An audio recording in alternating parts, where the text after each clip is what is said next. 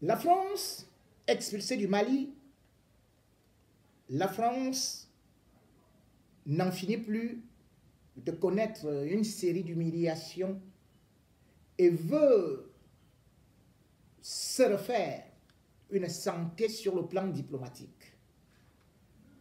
Mais les autorités maliennes sont sur la même lancée et ont directement réagi après que Paris ait validé, ait déclaré que désormais l'armée française et les forces européennes allaient se retirer du Mali, mais selon le calendrier allant de 4 mois à 6 mois. Les autorités maliennes ne se sont pas laissées démonter.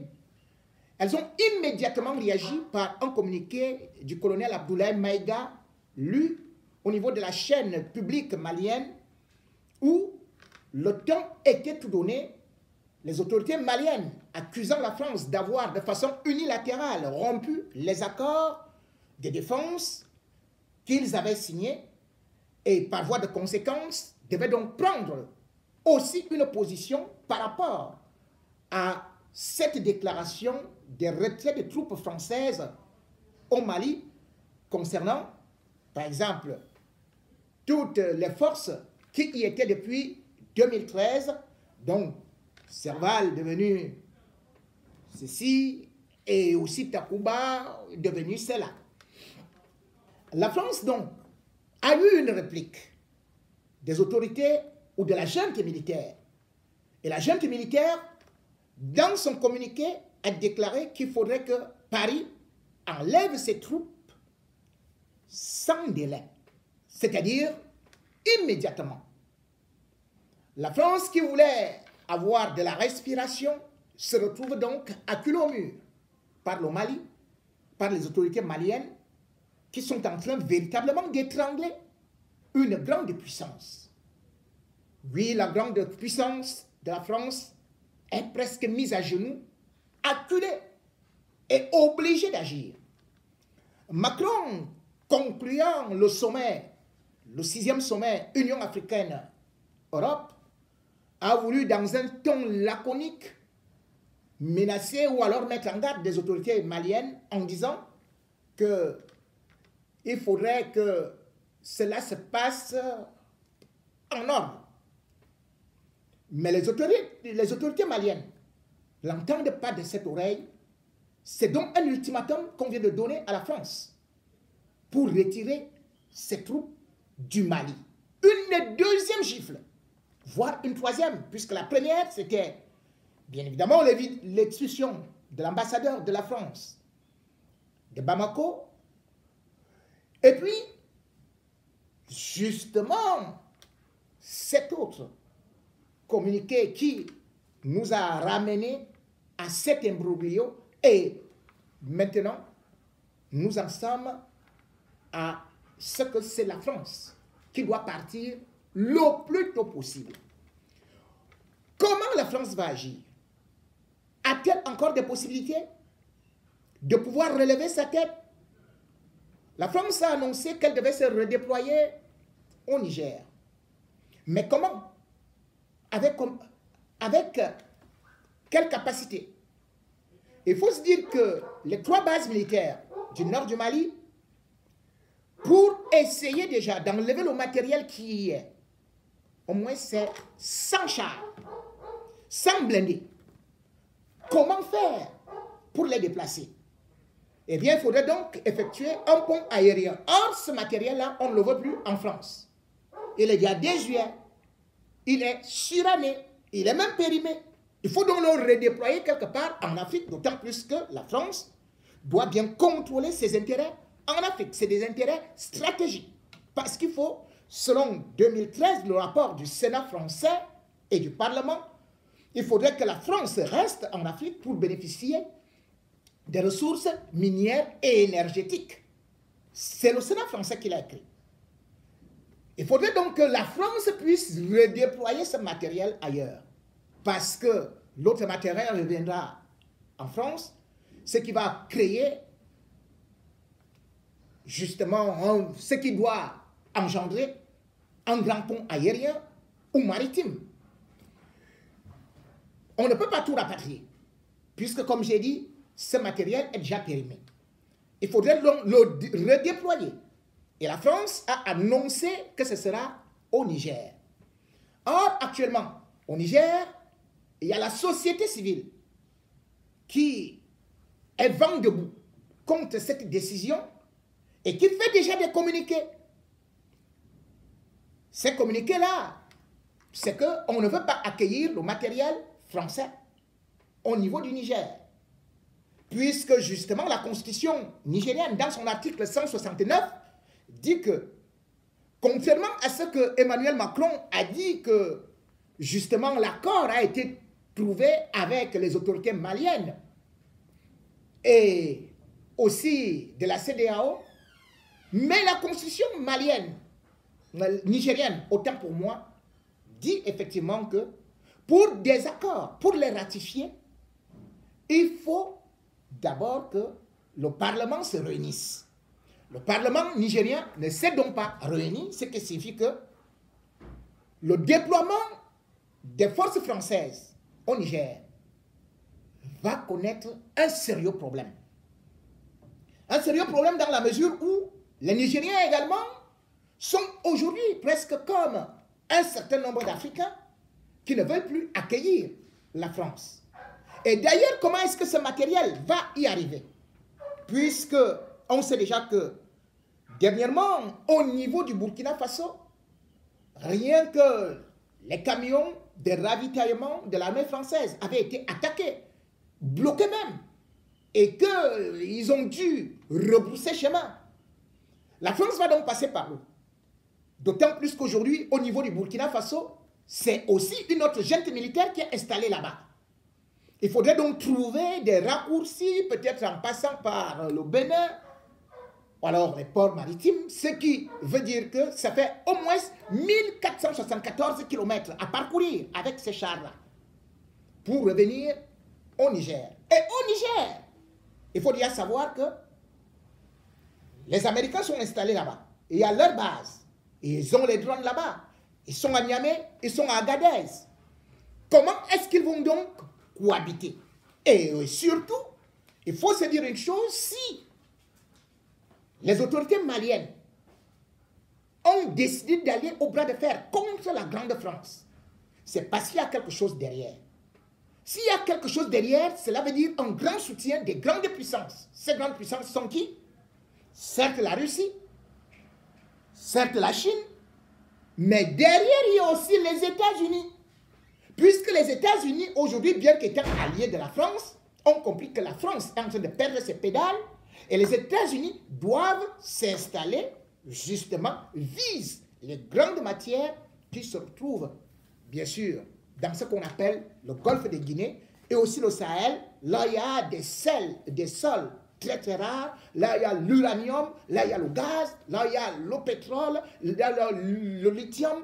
Bref, c'est des endroits actuellement stratégiques. Emmanuel Macron est donc pris par la gorge. Et comment va-t-il se déployer? Ce sera très difficile.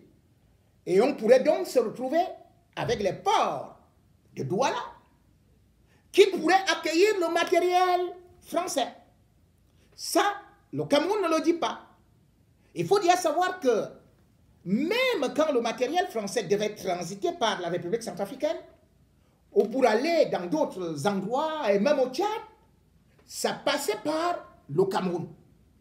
Voilà donc le début de ce qui risque d'être très très compliqué maintenant, mais qui n'est pas dit officiellement, à savoir que l'armée française risque de migrer vers le Cameroun.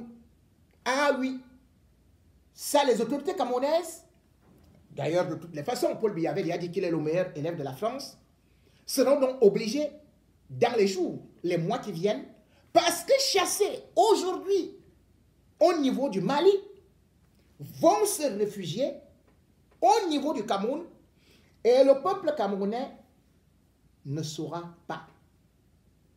Le peuple camerounais ne saura pas juste parce que on va leur dire que ça transite par que c'est en train d'aller au Tchad ou que c'est en train d'aller quelque part en République centrafricaine. mais ça risque de rester là longtemps. Et lorsqu'on voit aussi un certain nombre de choses qui sont actuellement en train de se passer au niveau de la diaspora, la France a aussi lancé une certaine poursuite contre les activistes panafricanistes et ceux qui soutiennent particulièrement le Mali. Parce que c'est des intérêts stratégiques. D'ailleurs, Emmanuel Macron, lorsqu'il a eu à prendre la parole le 16, l'une des parties essentielles de son discours, qu'on n'a pas eu à beaucoup relayer, c'est qu'il était en train d'accuser les activistes panafricanistes, les activistes africains, d'être pro-russes et qu'ils étaient financés par Poutine, par le Kremlin. C'est une affirmation très grave ou alors une accusation très grave. Ces activistes, aujourd'hui, parce qu'ils viennent de partout, du Cameroun, du Burkina, du Mali, du Congo, de ceci, on a pu d'ailleurs les voir au sommet à Bruxelles. Ils sont unis pour actuellement parler d'un même ton. Mais cependant, la France également use de tous les autres moyens pour essayer de faire taire certains ou de les intimider. Ainsi, la première manifestation pour le soutien du Mali, qui a eu le 22 avril, il y a eu beaucoup de Camerounais qui y étaient. Et un particulièrement a été visé, à savoir le général Wangto. Le général Wangto qui est le président du CCD, le Conseil des Camerounais de la diaspora, et qui participe à beaucoup de mouvements panafricanistes. Le 4 février, c'est la brigade antiterroriste qui s'est présentée chez lui à 10h30 du matin. Il y avait 8 véhicules et 4 autres, 8 véhicules de CRS et 4 autres blindés et 4 autres banalisés qui sont arrivés dans sa résidence vers Saint-Denis. Ils sont arrivés avec le bélier pour détruire la porte. Tout le quartier est en l'air. Le bélier a fendu une porte en acier pour pénétrer dans le domicile du général Wangto. Quand ils sont arrivés, ils ont mis le domicile à sac. Ils avaient jusqu'aux chiens policiers qui ont reniflé un peu partout, sous prétexte que le général Wangto, parce qu'il soutient la révolution actuellement au Mali, devait certainement avoir des armes chez lui avec des équipements. La saisie qu'ils ont eu à faire, que ce soit dans son domicile, devant ses enfants et devant les voisins, ils sont partis dans son véhicule qui était au sous-sol, puis dans ses bureaux pour l'humilier et quand bel et bien enchaîné ou alors menotté, disons vrai. Il était menotté. On est parti avec lui. Nous sommes le 4 février, c'est le vendredi. On l'a mis en garde à vue. Et qu'est-ce qu'on lui dit? Eh bien, le prétexte, c'est qu'on a saisi deux tenues militaires et 2 armes factices. Les armes factices qui portent souvent à peu près comme des jouets de Noël. Voilà ça que la France a saisi comme logistique terroriste. Donc ils sont venus avec la brigade antiterroriste chez le général Wangto pour saisir 2 tenues et 2 jouets. Il a été placé en garde à vue.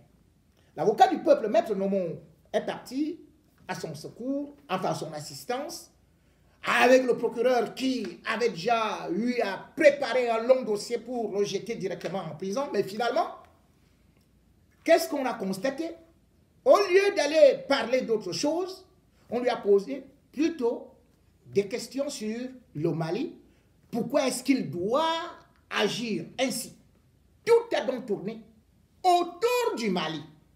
Et finalement, on lui a même remis, lorsque le général Wangto a demandé justement que il faudrait que la France revisite sa façon de faire la politique en Afrique, parce que c'est la France qui soutient les dictateurs. C'est la France qui finance les dictateurs. C'est la France qui laisse les dictateurs aussi venir marquer le peuple sans pouvoir défendre. C'est la France qui donne des armes aux dictateurs africains. Si donc la France, qui soutient les dictateurs africains, reconnaît Paul Biya, reconnaît Idriss Déby qui a fait le coup d'État, qui avait fait le coup d'État, puis son fils qui est maintenant venu s'installer. Si la France reconnaît, par exemple, Sassou Nguesso, qui a été en France en 97 et qui est reparti avec des armes pour aller faire un coup d'État, comment cette France peut maintenant combattre d'autres pays qui aussi, eh bien, parce que ça ne marchait pas, la junte est venue au pouvoir. Le général Wanto s'est défendu et finalement on lui a remis juste une tenue et puis une arme factice. On a pris quelques documents qu'on a photocopiés et on lui a interdit d'assister à la manifestation qui devait avoir lieu. Bref, on l'a libéré le lendemain pour qu'il n'assiste pas à la manifestation qui devait avoir lieu le 5 février 2022 et qui était maintenant un soutien au Burkina Faso. Entre-temps, il lui a aussi été interdit de pouvoir assister à la moindre manifestation jusqu'à son procès qui va se tenir le 24 février 2022 à 13 h à Clichy. Nous invitons les Africains, les panafricanistes à aller soutenir le général Wanto et aussi à s'unir. Parce que ce n'est pas un combat contre une France qu'on déteste, mais c'est une lutte pour la souveraineté, pour les indépendances des pays africains. Ce n'est pas une haine contre la France, mais c'est pour qu'on dise qu'il faudrait que les relations soient redéterminées et que les richesses de l'Afrique profitent d'abord aux Africains. Il ne faudrait pas qu'on soit dans le scénario où Gbagbo disait que quand il est arrivé, il a trouvé, par exemple, en Côte d'Ivoire, que sur certaines ressources pétrolières que la France devait gagner, telle, et la Côte d'Ivoire seulement 12%. Ce n'est pas normal, tout comme ce qui se passe actuellement au Niger. C'est donc un nouveau vent de liberté qui est en train de souffler en Afrique. La France, elle aussi, a connu ces périodes-là. N'a-t-on même pas coupé la tête des rois ici? N'a-t-on pas vu les gens défiler? Comment peut-on interdire aux Africains de revendiquer leur indépendance, de revendiquer leur liberté, leur souveraineté? Non. Nous voulons juste qu'il y ait la liberté. Nous voulons juste que les activistes puissent jouir du droit de manifester. Nous ne voulons plus être intimidés.